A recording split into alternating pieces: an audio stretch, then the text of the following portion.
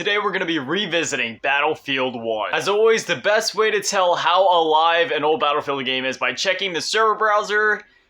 Oh no, this can't be right? I mean, I'm trying to refresh it. Is there something I'm missing here? Okay, one server, oh wait, no, I was gonna say, oh wait, there it is. Okay, there's one official conquest. Maybe the server browser is just a little buggy because at first it was saying that there was nothing there and then all of a sudden a conquest ended up popping up. Maybe it only shows whenever there's slots available, like maybe there actually is a lot of matches going on right now, it's just that all the games are full. I'm not entirely sure how that works.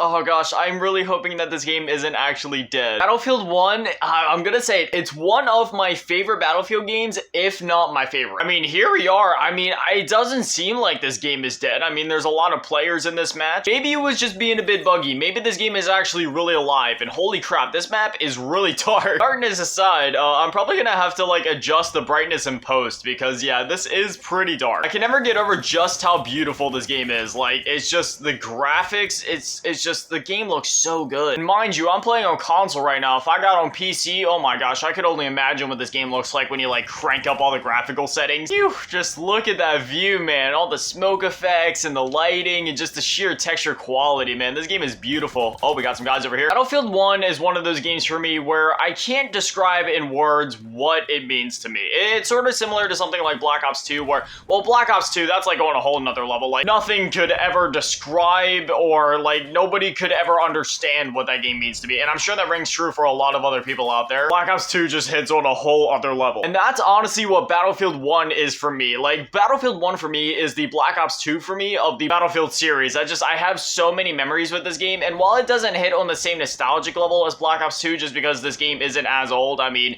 it is almost 10 years old already, so maybe it is fair to say that I do have some nostalgia to a certain extent for Battlefield 1. Battlefield in general is just a rather nostalgic series for me because, like, I kind of stopped keeping up with it after Battlefield 1. I played Battlefield 1 a ton, but after that, I kind of stopped keeping up with it. Like, Battlefield 5, I played it for a bit of launch, played that one like a good bit. I played the campaign, dabbled in the multiplayer here and there, and then Battlefield 2042, I literally played it during the beta and then played it once for a video, and that was it. All my memories with the Battlefield series really are just with like Battlefield 1 and anything before that, like Battlefield 4, Battlefield 3, oh my gosh, especially Battlefield 3. I have so many hours put into that game, and Battlefield 4. So I guess if anything, that's like the holy trinity of my most played Battlefield games. Oh, that and Bad Company 2. Bad Company 2 is another one where, oh my gosh, I have so much nostalgia for that one. That game, oh man, so many memories right there. As I said in my last Battlefield video, which was literally last night from the time of me recording this, as much as I've played these games, I've never actually like gotten good at them. Like, you know, I'm decent at them. I'm able to get some kills from time to time, but really whenever I'm playing these games,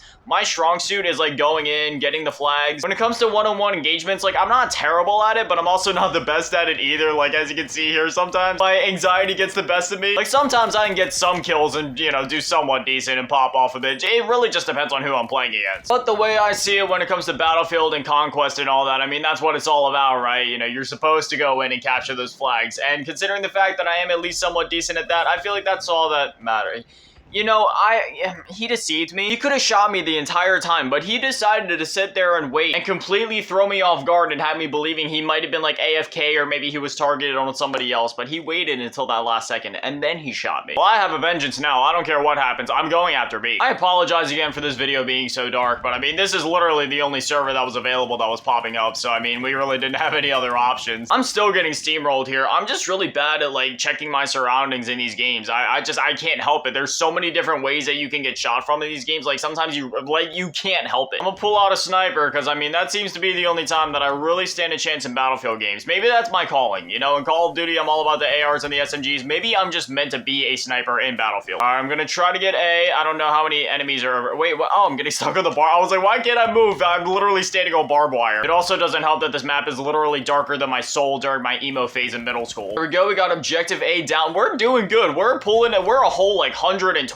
points ahead of the enemy team. We're definitely gonna win this. I may not be able to get kills to save my life, but I mean, hey, I'm good at capping objectives. I've been wanting to dive back into Halo Infinite, like subconsciously to play the multiplayer, but like every time I think about doing it, I don't want to reinstall the game. I played the multiplayer a ton at launch. I beat the campaign when that came out. I played the multiplayer some more, but then I realized I was literally just playing the same thing over and over and over again because there was barely any content, and now like I got to a point where I got so burnt on that game, especially because they went with the live service model. Like, they completely spat in the face of what Halo is and was with that. I don't know, every time that a game goes live service, it just kind of becomes a shell of what it was, and it's just kind of like a joke in my mind. Like, if your game wasn't live service before, why do you go that route? Like, it's, to a certain extent, right? Like, the classic Call of Duties, the classic Halos, classic Battlefields, they were technically live service games. Like, they got updates over time, but there's a difference between being like a live service and then going on, like, a full live service model. All the battle passes and roadmaps, you know what I mean? Like, there's a difference between a game that gets updates and content over time, like a classic Call of Duty or Battlefield, and then there's the live service games, or games that are trying to be that. Halo tried to be that and absolutely failed miserably. Battlefield 2042 tried to be that, and that game is an absolute joke compared to the previous Battlefield games. The only game that I think slightly benefited and also kind of like didn't benefit from it would be Call of Duty, because in one sense, right, like